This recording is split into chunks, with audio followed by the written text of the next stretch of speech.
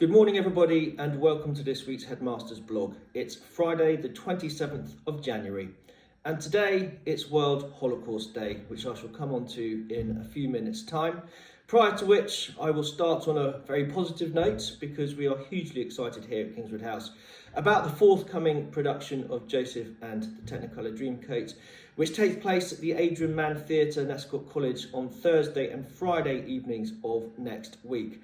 I know firsthand that the boys and girls have been rehearsing, giving up huge amounts of their time, both curricular, break time, co-curricular, as well as many staff. So Mrs. Hawley and your team of fantastic crew, to all of the cast, I wish you well for one of my very favourite shows. And a little secret I can tell you is that I can relate to the feeling of excitement and exhilaration that you're going to have in the days ahead. Because when I was of prep school age, I also featured myself in a performance of Joseph, and I have never forgotten it. And I hope that if you carry forward some happy memories from your time on the stage, then it will all have been worthwhile. So I'm very much looking forward to seeing it. I'll be there both Thursday and Friday, and mums and dads, I know that Friday is completely sold out. I think at the time of writing the newsletter this morning, there were a handful of tickets still remaining for Thursday. So if you want to bring anyone else along, or if you haven't signed up yet, please do so. It is so great to have a full house for an event of this kind.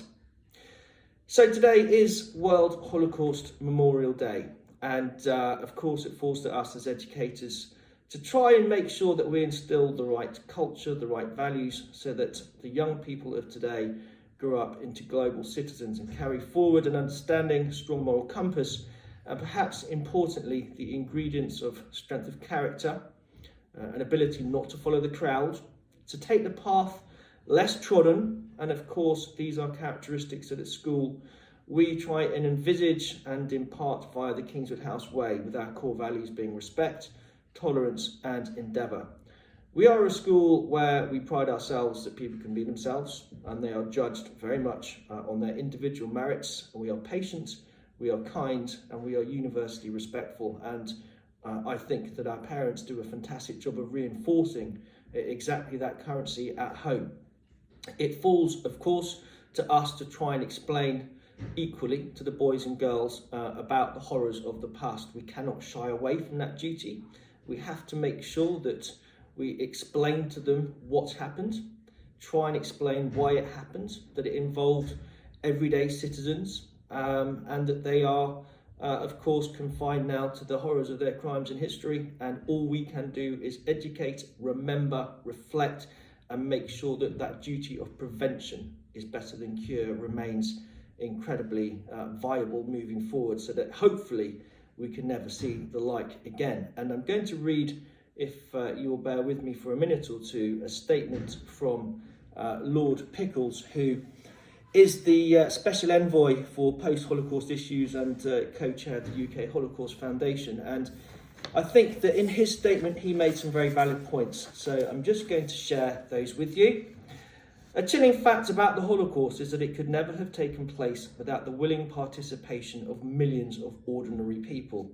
In Germany, many individuals who were not ardent Nazis nonetheless participated in varying degrees of persecution and murder.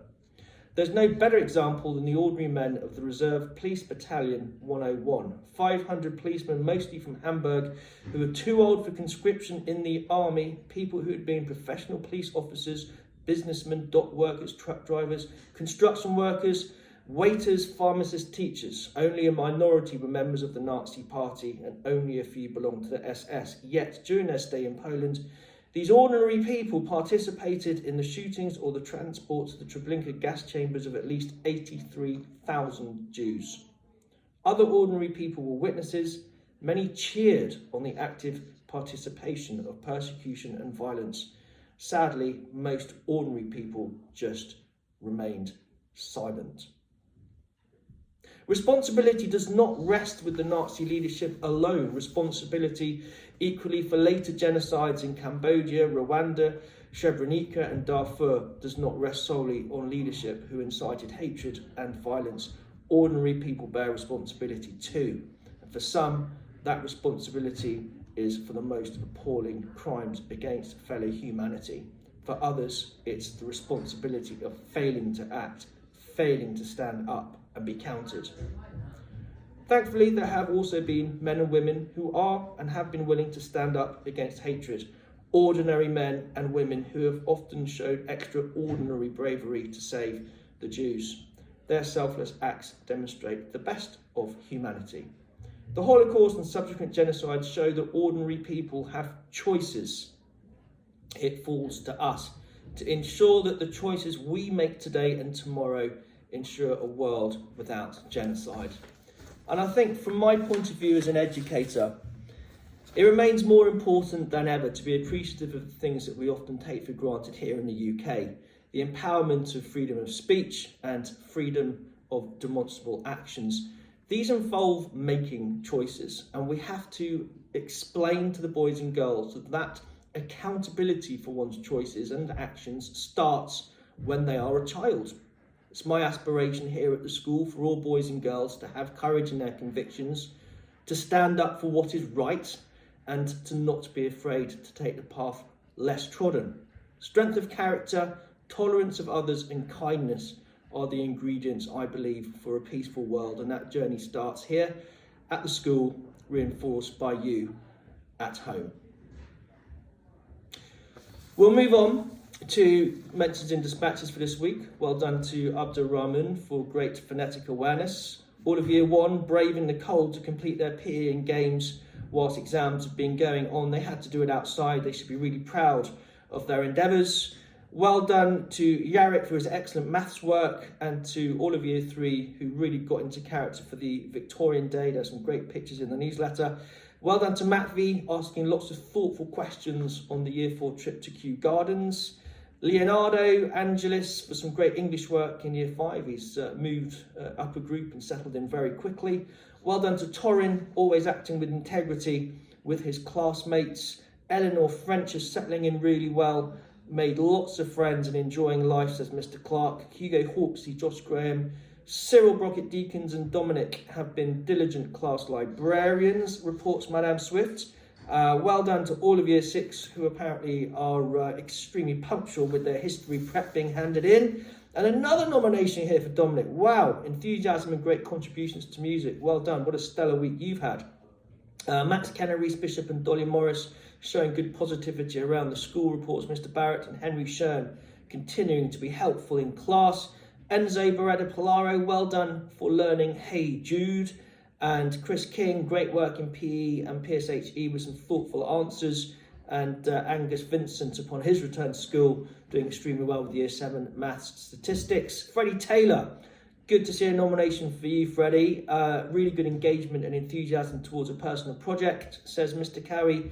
Henry Orozco has been at the heart of class discussions about the boy in the striped pyjamas, reports Mr. March. And of course, that is an extremely topical book for the class to be studying, given everything that I have just said about the Holocaust. If you haven't read it, it is equally useful for older students or indeed adults. The Boy in the Striped Pyjamas by John Boyne. I believe that there's a film or at least a play about it as well, and I would recommend that to one and all. Finley Rosendale, dedication in French. His vocab scores have been very impressive. Keep it up. Ethan Bowl, great work in hockey. Ozan has been very much leading the way in focus and commitment in tutor time, reports Mrs. Jennings. Alyssa, well done to you, working hard in your lessons, being very diligent in preparation for exams. Dylan Newman, very enthusiastic participation and a great role model for his peers. And Year 8 prefects have been enthusiastic and had a great attitude towards every challenge, and now running a club for their fellow students in Year 5 to 7 at Short Break in the Drama Room, reports Mr. Clark. Year 8H teaching group in English have started off extremely well in English. Rex Treadwell pushing himself to do well and achieve more in mathematics. Into the seniors, Dylan Bishop is focused, following instructions well, says Mrs. Bray. Ty Bobo, Mikey Sargis working hard for Mrs. Lindley, and Harry Lation, phenomenal maths prep this week, says Mr. Barrett. Enzo Reed, fantastic start from you this term. Really good attitude towards your learning, especially in French. Joel Makarati, well done to you for your efforts so far. You've been smarter and more punctual. There's still a little way to go on the evidence of this morning, but keep it up. Well done to Year 9s for your engagement in PSHE on the topic of the Holocaust. You have reflected and been very much thought-provoking about this very important topic, says Monsieur Regeling. Well done to the Year 9 geographers, have upped your game since returning to school after Christmas. Year 9 classics students continuing to do well, showing an admirable work ethic, says Mrs. Weston. Ty Bobo, another nomination for you, and Mikey Sargis, Max Recife, Ethan Carroll, impressing Mrs. Lillian. Maths, James Carr and Arian Kazi, well done for asking sensible questions about exams and post-KHS options at sixth form, says Mrs. Black. Idris Ali Khan and Ben Hubba have been on form in PSHE, says Ms. Patel.